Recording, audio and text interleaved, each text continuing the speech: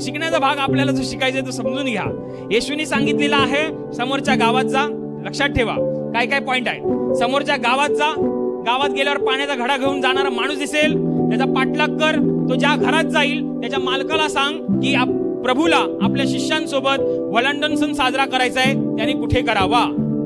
आता कोणी अतिच तरबेज असेल, ध्यानात घ्या, देवाच्या राज्यात जर पावलं उचलायचे देवाच्या वचनांवर आधारितच उचला, विश्वासाने उचला, देव सांगतो तशीच उचला. जर तुम्ही देव सांगतो तशीच उचलाल तर ध्यानात घ्या ते काम पूर्ण होण्याचे चान्सेस खूप जास्त असतात. कारण सल्ला देणारा परमेश्वर आहे, सल्ला देणारी देवाची जिवंत वचन आहेत, सल्ला देणारा पवित्र आत्मा आहे. आता समोरचं गाव किती लांब आहे? 5 किलोमीटर लांब आहे. समोरच्या गावात जायला सांगितलं येशूने. गाव कुठे आहे? 5 किलोमीटर वरती. तेवढ्यात कोणाची तरी ट्यूब पेटली असेल, अति जास्त ट्यूब. समोरच्या गावात जायची काय गरज आहे? ते 5 किलोमीटर वरती आहे. एवढा लांब कोण जाणार? बाजूला गाव आहे 2 किलोमीटर वरती. 2 किलोमीटर वरती काय आहे? गाव आहे. येशूने काय सांगितलं आपल्याला? पाण्याचा घडा घेऊन जाणारा माणूस बघायचा आहे ना, त्यालाच शोधायचा आहे ना.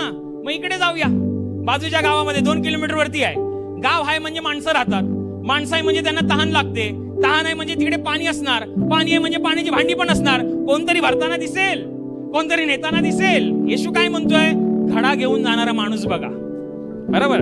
आणि मग ते लोक जातील आणि गेल्यानंतर तो घडा पण दिसायचा नाही, तो माणूस पण दिसायचा नाही, ना ती माडी पण दिसायची नाही आणि ना तो मालक दिसायचा. का? कारण येशूने सांगितलंय समोरच्या गावात. समोरच्या गावात तर समोरच्याच गावात. त्याच्यामध्ये विकल्प नाही आहे.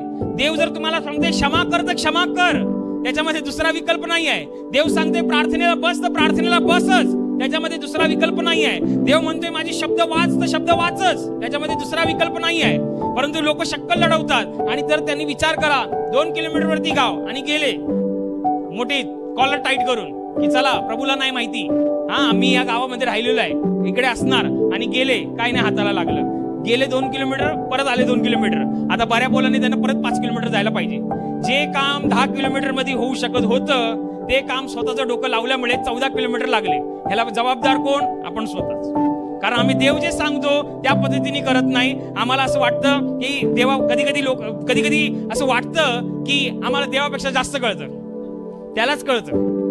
आपले कितीही गणित असू दे त्यालाच कळतं. तुम्हाला किती नॉलेज असू दे परमेश्वरासमोर नॉलेज सांगायचं नाही कधी. तुम्हाला कितीही काही माहिती असू दे परमेश्वराला सांगायचं नाही. तो जे बोलतो ते महत्वाचं आहे. कारण तो मालक आहे, तो धनी आहे, तो स्वामी आहे. तो जे बोलतो ते महत्वाचं आहे.